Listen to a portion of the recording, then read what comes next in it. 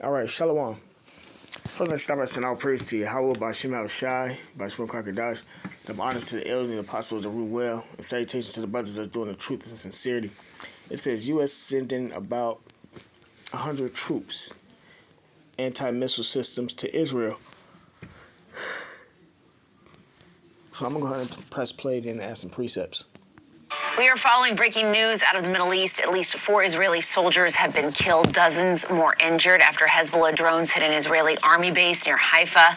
The drone attack is one of the bloodiest since the war started last October. Hezbollah has claimed responsibility. Let's go down to CNN's Nick Robertson, who is in Tel Aviv and joins us now live. Nick, this seems like a major moment to mark. It is. The IDF has confirmed that this was a military base that was struck, that 4 soldiers are dead, 7 are critically injured. Medics on the scene describe it as a very difficult situation. More than 60 casualties, they said, evacuated to 8 different hospitals by ambulance and by helicopter. But you have to stress here that this base is 40 miles from the border with Lebanon. That's a long way. It's closer to here in Tel Aviv than it is to the actual fighting at the war front. So this is very significant, and it absolutely does seem to be perhaps the bloodiest incident targeting and hitting IDF forces away from the front line since October the 7th last year. The IDF chief spokesman has been to the site tonight, describing what has happened. He's described that Hezbollah managed to get a drone into the base, that it came across the northern border from Lebanon around about 7 p.m.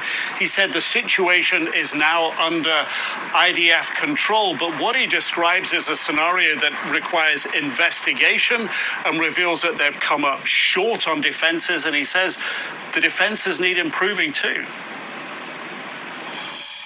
We are now busy contacting their families. All of the soldiers at the base were instructed to call home and update their families that they are okay. We are managing the incident. We will learn from and investigate the incident, how a UAV entered without an alert at the base. The threat of UAVs is a threat we are dealing with since the beginning of the war. We need an improvement to our defense.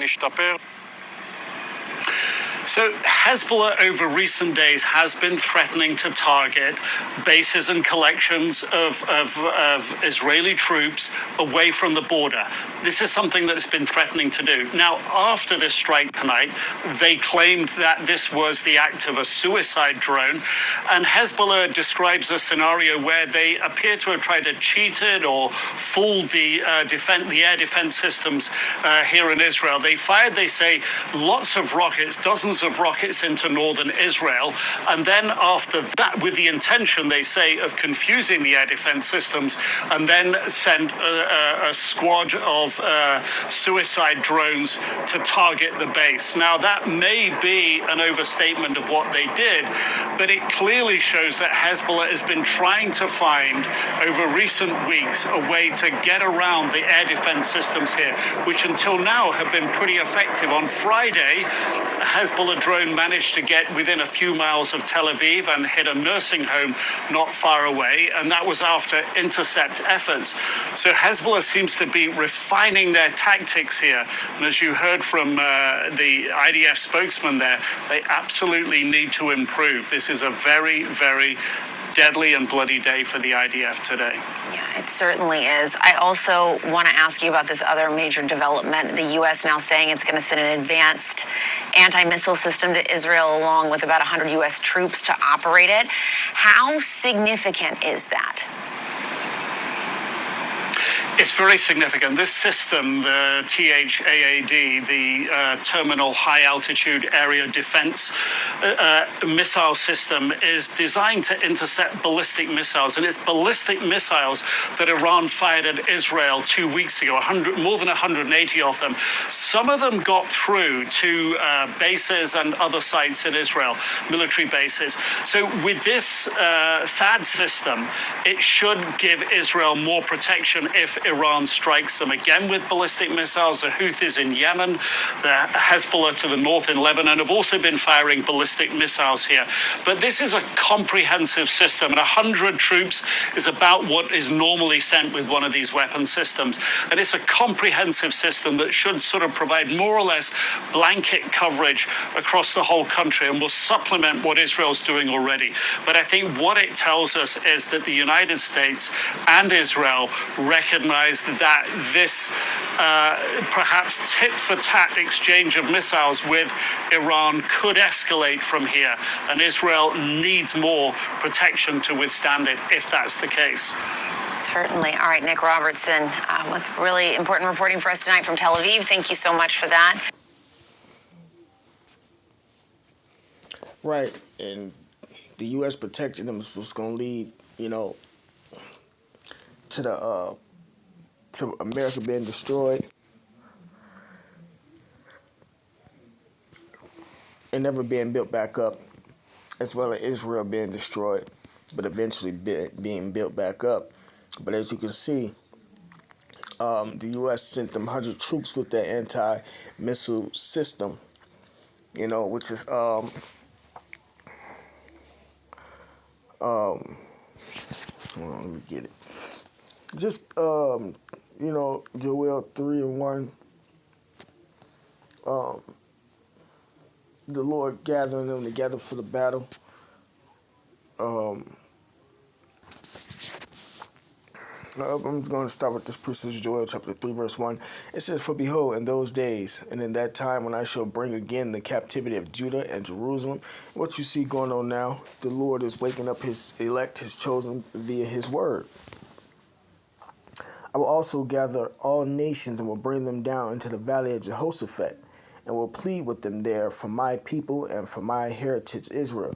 Right, so you got all the nations over there in the Middle East around Israel, and now the U.S. sending troops inside Israel so that they can get ready for the battle. "And will plead with them there for my people and for my heritage, whom they have scattered among the nations and parted my land." Right, see, the Lord is going to judge Israel, them Israelis, because they are not the true biblical Jews. They posed as the biblical Jews and even took over the Lord's land and divided his land. That's why the Lord got them so-called Jews fighting them Palestinians, which the Palestinians are under the are so-called Arabs, man. Some of them, not all of them, some of them Israelites, etc.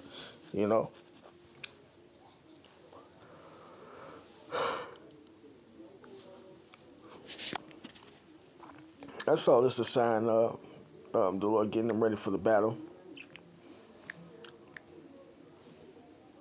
They said this is the first time the U.S. sent troops actually inside of Israel. That's just another step closer, man. The Lord showing his tokens.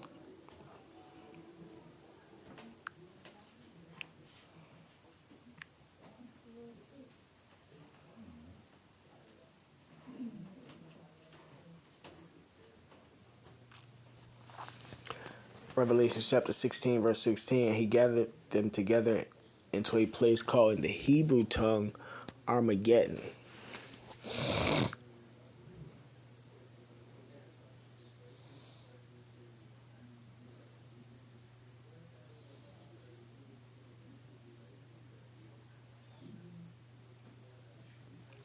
Them assembling over there in Israel is not going to help them, man.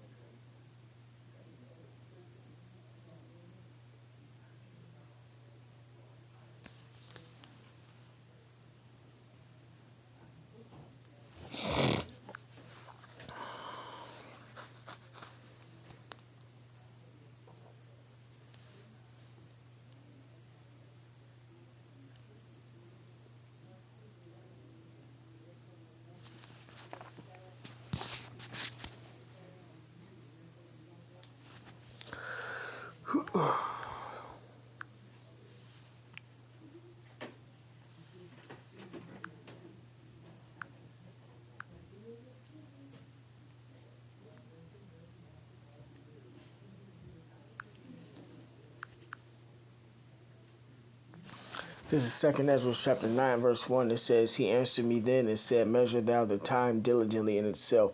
And when thou seest part of the signs past, which I have told thee before, which that's what you see, the signs and you measuring the times, this is something to be measured, man. Then shalt thou understand that it is the very same time when the highest will begin to visit the world which he made.